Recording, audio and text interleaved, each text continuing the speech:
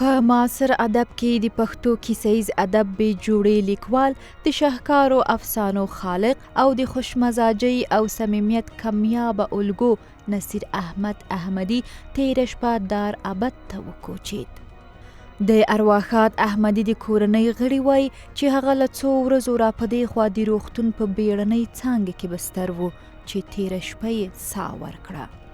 نصیر احمد احمدي د ځوان کهول د خوښې لیکوال و او په داسې دور چې په هیواد کې د کتابونو مینوال کم دی، د نوموړي هر داستان او ناول څو ځلې چاپ شوی دی. هغه د داستاني ادبیاتو لپاره ډیر کتابونه لیکلي، خو د بغدادي پیر تاریخي ناول د هیواد پر تاریخ و چې د شاه غازي امان الله د دور پرمختګ، علم و عرفان ته کار او د پردیو هیوادونو د جاسوسانو له لوري نوموړي ته دسیسې جوړول پکې په ډیر هنري ژبه بیان شوي دي. د افغانستان د علومو اکاډمۍ د پښتو څیړنو نړیوال مرکز مشر سرمحقق ډاکټر سید محی الدین هاشمي وایي احمدي په لږ وخت کې د داستاني ادبیاتو لپاره ډیر کار وکړ او نوم به یې د هیواد د ادبیاتو په تاریخ کې تل ژوندی وي.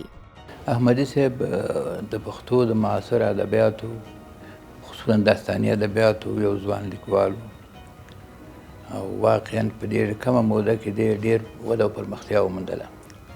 د دې داستاني خصوصیاتو لویه ځانګړنه دا وه چې دوی واقعا خپله ټولنه درک کړې وه، په خپله ټولنه کې ژوره مطالعه لرله او هم د داستاني ادبیاتو په تیوري هم ښه وارد و.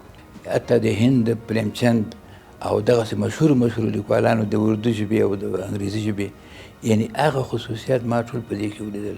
یو شمیر ادبیان او لیکوالان وایي د ارواښاد احمدي په لیکنو کې ځوانانو ته د وطن د مینې او عاطفې درس پروت و او له هر لفظ څخه به یې د وطن د مالکیت خوږ وږم پورته کېده.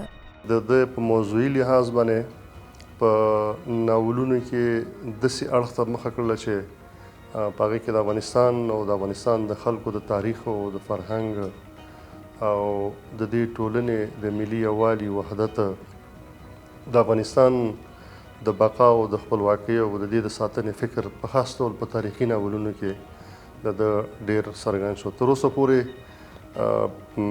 پوره بشپړ نه، خو فکر کوم تر 26 پورې د دوی د لنډو کیسو ټولګې او ناولونه چې دي هغه چاپ شوي دي.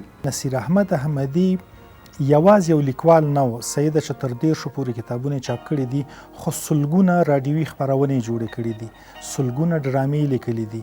یعنی لیکوالي د نصیر احمد احمدي د ژوند یوه برخه وه.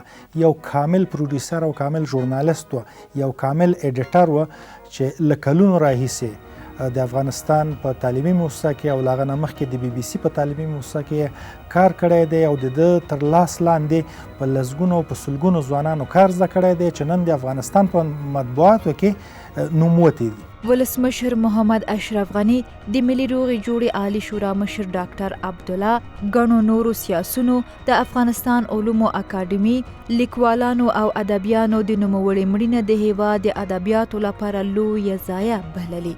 ولسمشر غني ویلي احمدي په خپلو لیکنو کې لوستونکي منځلاریتوب، تعادل او د افغانستان پرمختګ ته بلل. ارواښاد نصیر احمد احمدي شاوخوا 25 کتابونه لیکلي چې ډیری داستاني ادبیات دي. بغدادي پیر، جوجو، اغزن سیم، ډیویډ جونز، رڼا، زرو، بوډا او د لیوانو پلونه، آخ وطنه، خونکار، پټان او بړبوکی د ارواښاد احمدي مشهور ناولونه دي.